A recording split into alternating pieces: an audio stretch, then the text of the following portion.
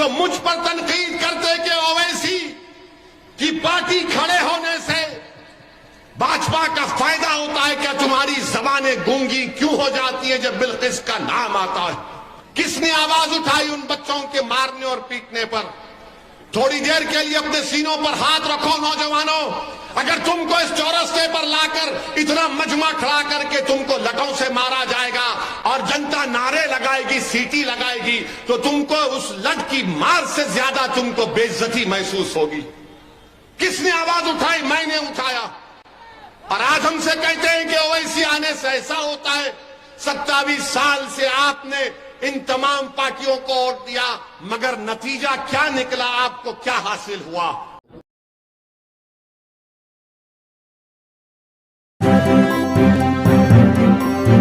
Media voice, आपकी आवाज। ये भाजपा एक है तो पीछे कांग्रेस और वो एक छोटा रिचार्ज दिल्ली का भी आ गया। तो दोनों में 3 लोग खड़े हुए थे, भाजपा, कांग्रेस और वो छोटा रिचार्ज। सूरत में आए और आकर एक ने कहा, ये माने दिल पे मत लो, लतीफा है, लाइटर वेन में। तो एक ने कहा कि मेरे पास इतनी बड़ी दौलत है, इतनी जमीन है मेरे पास। ये हमारे छोटे भाई ने अपनी तकरीर में कहा था। उन्हें कहा इतनी बड़ी जमीन है कि अगर हम जमीन पर फर्टिलाइजर डालकर जब वापिस आते हैं, पूरी जमीन पर अनाज खड़ा हो जाता है।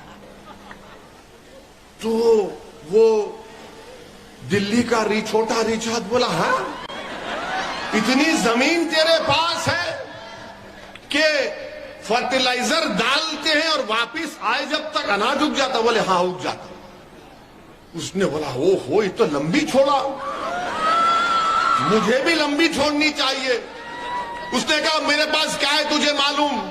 तो भाजपा ने पूछा क्या है तेरे पास? बोले मेरे पास इतना लंबा बंबू है कि अगर हमारा दिल नहीं बहलता तो हम एक गांव के तारे को खींचकर सूरज पूर्व में लाते हैं, और जब उसका दिल नहीं भरता तो उसको भरूच में लेकर जाते हैं उस तारे को। तो कांग्रेसी ने पूछा ये बता कि वो बंबू तू कहां रखता? तो उसने कहा तेरे बाप के घर में रखता हूं। अरे ये क्या है? गारंटी कार्ड दे दिए। गारंटी कार्ड से क्या होने वाला है? 2017 में कांग्रेस ने भी किया था ना, ऐलान किया था, लंबी लंबी लाइन थी, घर न हो घर, किया था ना। कहां गई कांग्रेस? अब ये छोटा रिचार्ज आके बोल रहा है वो, अरे क्या कर रहे हैं? कब तक जनता को आप धोखा देंगे?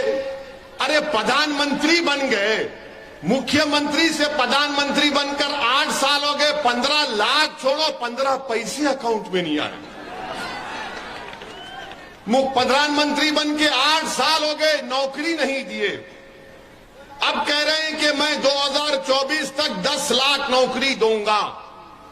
तो ये आपको समझना है कि आपके वोट के लिए आपको झूठ बोला जाता है, आपको धोखा दिया जाता है ताकि आपका वोट हासिल कर लो और उसके बाद आपको भूल जाओ।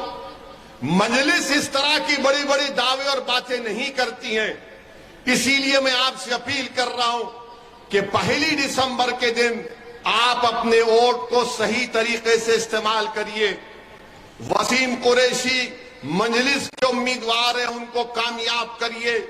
अच्छा आप जानेंगे, आप देखेंगे कि हमारे यहां से जाने के बाद कल कांग्रेस और छोटा रिचार्ज के लोग और भाजपा के लोग कल मीडिया को बुला कर बोलेंगे कि ओवैसी ने जो बातें की है ना वो बहुत गंदी थी, बहुत गंदी बातें की उसने, उसको ऐसा नहीं करना चाहिए था। ये जहां कहीं भी जाता भड़काऊ भाषण देता है। अबे क्या मैं क्या भड़काऊ भाईजान हूं? मैंने किसके खिलाफ कहा? मैं किसी के खिलाफ कहता नहीं हूं, सच्चाई को बयान करता हूं तो इनको तकलीफ हो जाती है।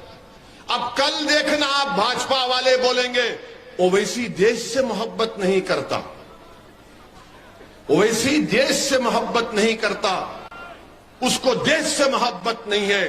कांग्रेस बोलेगी कि ओवैसी बीजेपी को जिताने के लिए चुनाव लड़ता है, और ये छोटा रिचार्ज बोलेगा ओवैसी देश का दुश्मन है।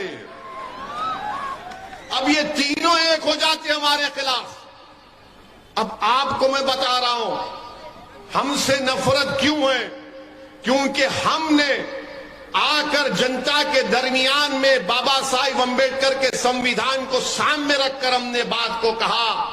क्या कहा कि आप सिर्फ वोट डालने वाले नहीं हैं, आपको वोट लेना भी पड़ेगा। तो वसीम कुरैशी मजलिस का उम्मीदवार नहीं है, जितने यहां पर बैठे हैं, जहां तक मेरी आवाज अल्लाह अपने फजलो करम से पहुंचा रहा है, आप सबको जानना चाहिए कि आप वसीम कुरैशी हैं, आप मजलिस के कैंडिडेट हैं, आपको वोट लेना है। बरसों से आपने वोट दिया मगर आप वोट नहीं ले सके, और आपके दिलो दिमाग में बात डाल दी गई कि नहीं नहीं तुम वोट नहीं ले सकते, तुमको वोट देना तुम्हारा काम है। मेरे अजीज दोस्तों और बुजुर्गों, भाजपा की सरकार है, 27 साल से गुजरात में भाजपा की सरकार है, और आज अगर भाजपा बोलती है कि हमने सबका साथ, सबका विकास, सबका विश्वास किया, तो भाजपा को बताना पड़ेगा कि गुजरात की गवर्नमेंट की नौकरियों में अल्पसंख्यक समाज का जो नौकरी का रेशियो है वो 7% से 1% पर आ गया। ये आपका सबका साथ है। भाजपा को बताना पड़ेगा कि नरोडा पाटिया में 1000 के करीब लोगों को जान से मार दिया गया था, तो जो शख्स पर कोर्ट ने उम्र कैद की सजा सुनाई, वो मनोज कुलकर्णी आज जेल से निकलकर भाजपा ने उसकी साहबजादी को टिकट दिया, वो उसके लिए कैंपेन कर रहा है। मोदी जी, ये आपका सबका साथ, सबका विकास है। भाजपा की सरकार है। बिल्किस बानो तुम्हारी बेटी भी है, तुम्हारी बहन भी है, तुम्हारी सब कुछ है। तुम सोचो थोड़ी देर के लिए, अगर बिल्किस तुम्हारी बेटी होती, उसकी अस्मत रेजी, उसका रेप किया जाता, वो प्रेग्नेंट थी जब उसका रेप हुआ, 3 साल की बेटी को उसके सामने शहीद कर दिया गया, उसकी मां को, उसकी साथ में खवातीन की इज्जत लूटी गई, उनका कत्ल कर दिया गया। अगर आज बिल्किस के दर्द को आप नहीं समझेंगे तो कौन समझेगा बताओ।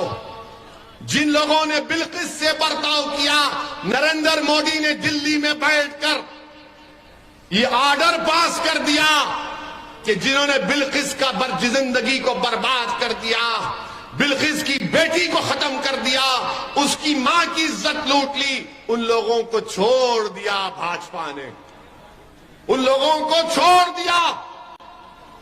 वो आ गए दोबारा माशरे में। बताओ, जो मुझ पर तनकीद करते कि ओवैसी की पार्टी खड़े होने से भाजपा का फायदा होता है, क्या तुम्हारी जबानें गूंगी क्यों हो जाती है जब बिल्किस का नाम आता है? कौन लड़ेगा बिल्किस के लिए? बिल्किस कोई मुसलमान का मुद्दा नहीं, बिल्किस कोई हमारी महिलाओं का मुद्दा नहीं, बिल्किस भारत की महिलाओं का, भारत की अजमत का मुद्दा है। मेरे अजीज दोस्तों और बुजुर्गों, पूछो वो छोटा रिचार्ज से बिल्किस पर बोलो, नहीं बोलेंगे, नहीं बोलेंगे बिल्किस के ऊपर। और भाजपा क्या करती है कि किसी एक जगह पर एक फंक्शन हो रहा था, किसी बच्चों ने इल्जाम लगा दिया उन पर कि उन्होंने पत्थर फेंका, तो उनको खेडिया में रोड पर लाकर भाजपा की सरकार ने उनको लटों से पीटा, मारा, वीडियोग्राफी की। किसने आवाज उठाई उन बच्चों के मारने और पीटने पर? थोड़ी देर के लिए अपने सीनों पर हाथ रखो नौजवानों। अगर तुमको इस चौरस्ते पर लाकर इतना मजमा खड़ा करके तुमको लटों से मारा जाएगा और जनता नारे लगाएगी, सीटी लगाएगी, तो तुमको उस लट की मार से ज्यादा तुमको बेइज्जती महसूस होगी। किसने आवाज उठाई? मैंने उठाया। और आज हमसे कहते हैं कि ओवैसी आने से ऐसा होता है। 27 साल से आपने इन तमाम पार्टियों को वोट दिया, मगर नतीजा क्या निकला? आपको क्या हासिल हुआ? जब चुनाव आते तो सब लोग जो धोखा देते आ जाते हैं कि नहीं नहीं, ओवैसी की बात में मत आओ, भाजपा को वोट मत दो, कांग्रेस को दे दो या ये छोटा रिचार्ज को दे दो, हमको मिलके रहना है। अरे कब से मिलके नहीं है, कब से मिलके नहीं रह रहे हैं?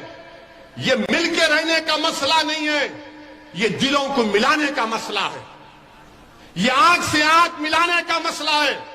ये गुलामी का मसला नहीं है कि सामने बैठकर अगर कोई कुर्सी पर बैठेगा तो मैं भी कुर्सी पर पैर पे पैर डालकर बैठूंगा और बोलूंगा, बोल अब क्या करेगा, मेरे लिए इंसाफ करेगा नहीं करेगा। ये मिजाज आपको पैदा करना है। मेरी तकरीर की आवाज सुन के नहीं बोलना है, पोलिंग बूथ को जाकर पतंग पे बटन दबाकर बोलना है, अब मैं मारा हूं, अब बैठूंगा और बात करूंगा मैं। ये मिजाज, ये सोच, ये फिक्र आपको पैदा करना है मेरी इज्जतदार मां और बहनों।